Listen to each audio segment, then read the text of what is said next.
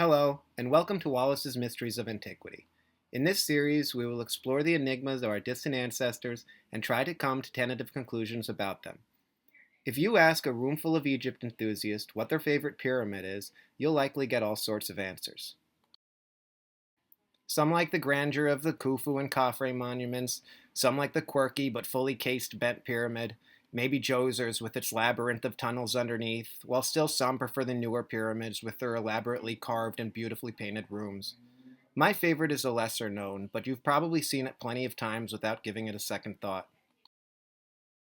In fact, of course, I put it in my title card.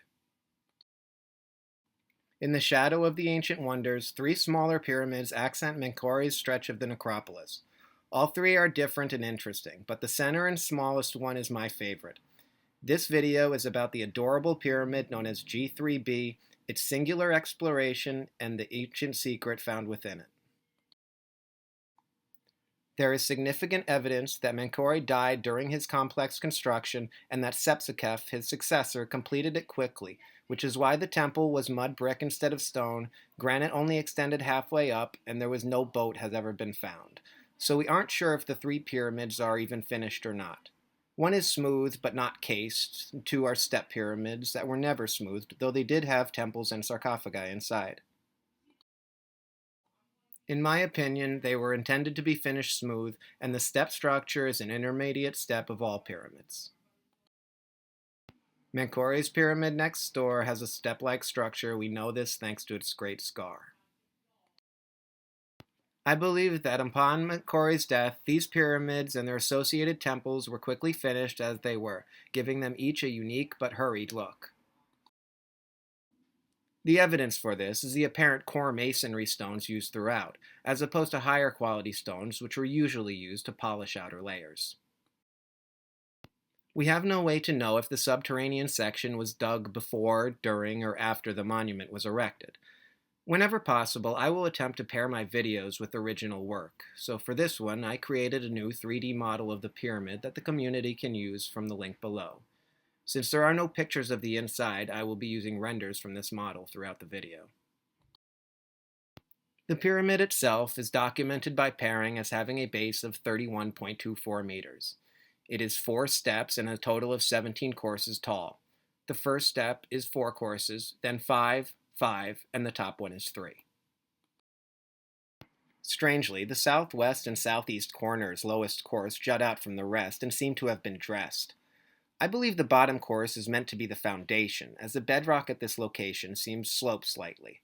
It would be easier to lay one course to make a level foundation than to chisel down 900 square meters of bedrock. The partially collapsed minor pyramid next to us allows us to see that the outer masonry blocks are square retaining walls of irregular filler. These pyramids were likely constructed from materials rejected or left over from the king's complex. To the east, there is a small temple. It is now covered in sand, and I believe you can walk right over it. This is how it looked dug out in 1910. One would enter the temple through a small door in the north denoted by the red arrow, through the courtyard into the basin to make an offering in a small niche against the east wall denoted by the blue arrow. The location of these temples on the east are unusual, as they are not where the entrance to the structure is. Now that we've examined the pyramid from the outside, let's try to get inside. We'll go back in time to 1837 and join Colonel Howard Vyse along with John Perring, as they are the only men known to have entered it. The entrance to the pyramid was hard to find, and Vyse resorted to extending an existing forced passage through the second course of masonry in the north. He went all the way through the structure, and both ends can still be seen to this day. He dug and dug and dug, creating what is arguably an absurd ant farm-like excavation. He also appears to have dug down to bedrock twice. Eventually, the real entrance was found, and said to have been blocked by sand and stone. I can't help but wonder if Vyse felt a little silly, but his tunnels do give us confidence that there are no hidden passages and the core itself is solid. He was familiar with the Great Pyramid, and it was not yet known that pyramid chambers are almost always below ground, and the Great Pyramid is an exception. 3.5 meters north of the base, the entrance descends, cut at 23 degrees through the underlying bedrock. It is 1 meter wide and just an inch or two taller than that, making it an unusually small passage. After an 8.23-meter crawl, they found themselves in the antechamber. It is at this point where we must leave the world of hard facts and into speculation. As I said before, there are no photographs, diagrams, or even measurements other than those provided by Perring and Vyse. Keith Hamilton has his own 3D construction shown here in his layman's guide to the minor pyramids, but he admits there is very little to go on and he's largely guessing as to what Perring's writings mean. So for the next little bit, the 3D renders are my own interpretation of what I believe is being described, while I provide you with the only real source of detail, Howard Vyse's own words, intermixed with his own drawings as well. I will keep Perring's diagram up and the arrow will tell you where the camera is located. Quote, "The southern side of it has been forced in search of another apartment, which shows that those who first explored the pyramid were ignorant of its internal construction.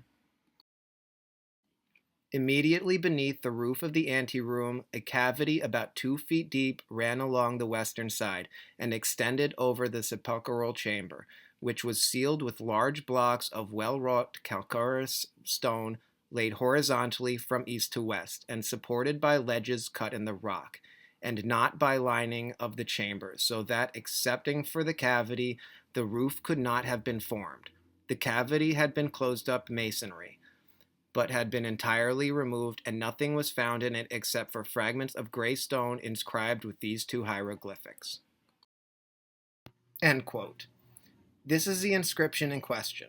It has been translated to a variety of things, but generally it means something along the lines of giving life. While Vyse attributes this hole to ancient robbers, he is also said to have dug in this direction looking for another chamber, and I assume he would have simply extended the existing tunnel rather than make a new one. They did this because the burial chamber is in such a strange location, tucked under the corner of the pyramid, and they wondered about another chamber closer to the center. It can be assumed ancient robbers dug here with the same assumption. Back to the words of Howard Vyse. Quote, "A short, inclined passage on the western side of the anteroom and near the northern-western angle communicated with the sepulchral chamber. It had been closed nearly in the middle by a door of granite, which had been forced so as to allow of an entrance. It was afterwards entirely removed that the sand might be cleared out and the sepulchral chamber thoroughly examined. This apartment extended from the north to south and had been placed lined with squared slabs laid in cement.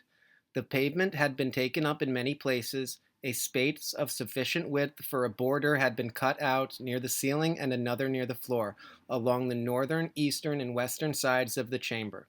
Whatever may have been inserted, it had been entirely removed, but the remains of a stripe of brown paint were visible near the edges." End quote. I will continue reading from Vyse in a moment, but I must point out 3 things.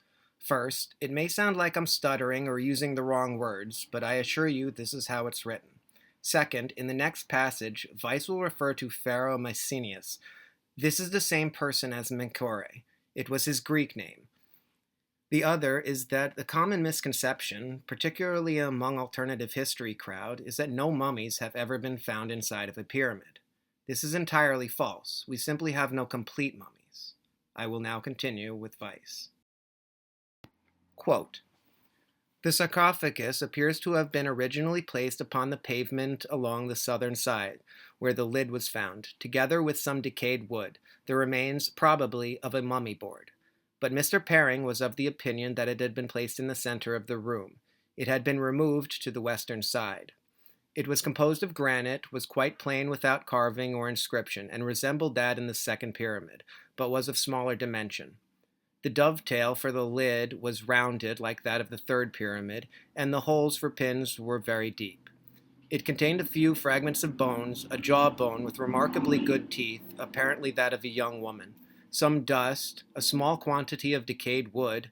There were no traces of hieroglyphics or of sculpture upon the sarcophagus or upon any part of the tomb, except for the 2 characters already mentioned, and some quarry marks inscribed with red paint upon one of the slabs, which composed the roof, along with the cartouche of Mycenaeus, From the appearance of the bones and from the small size of the sarcophagus, the tomb appears to have belonged to a female, and, from the form of the sarcophagus, the decomposition of the wood, and the style of the masonry, the monument may be considered coeval with the three larger pyramids. End quote. Out of all of the pyramids of Egypt, there were a dozen or so remains actually found within them. Most are believed to have been invasive burials, or are just small fragments. We may have a toe or finger of a king, but have no real way of knowing, while the woman described by Perring was still found resting in her granite box with mummy paraphernalia. We don't know who she is. There is speculation that she could have been Shepsetku, the daughter of Khafre and Menkaure's half-sister. It's also possible that the woman in the coffer was one of his queens. He was thought to have two, and we only know the name of Khmernitie, and neither wife was accounted for in the surrounding necropolis. In this statue, found in the Valley Temple in 1910, the man on the left is known to be Menkaure, and it's possible this is our mystery woman standing next to him. This statue is often said to have been of Khmernitie, but there's no evidence for that. It could be his other unnamed wife or even his queen mother. Despite not knowing who she is, to me, one of the most interesting finds within a pyramid at Giza, especially since this pyramid has only been explored once. How is it she's still there? It takes an enormous amount of good fortune for a prominent tomb like a pyramid or mastaba to be largely left alone for thousands of years. The pyramid was in one of two states throughout history. One, covered in sand so deep that the temple and entrance was hidden. Two, uncovered enough for the temple to trick robbers into searching in the wrong place, as they most likely would assume the entrance would be on the same side of the temple like the other pyramids.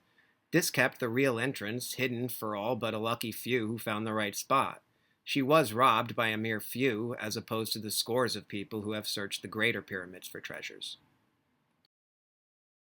If you are unsure what Vyse described as parts of a mummy board, these are examples of a mummy board. So what happened to this woman and her partial mummy board? I can find no record of her beyond the description I've read to you. I suppose there are three possibilities.